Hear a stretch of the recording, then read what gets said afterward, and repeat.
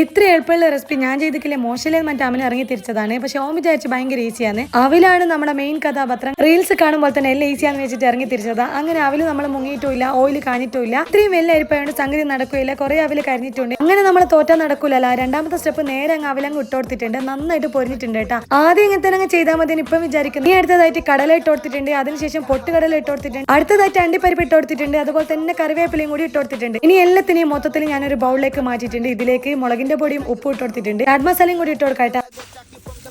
കണ്ട നല്ല അടിപൊളിയായിട്ടില്ലേ? കടയെല്ലാം കിട്ടുന്ന നല്ല അവിൽ മിച്ചർ പോലെ ഉണ്ട്.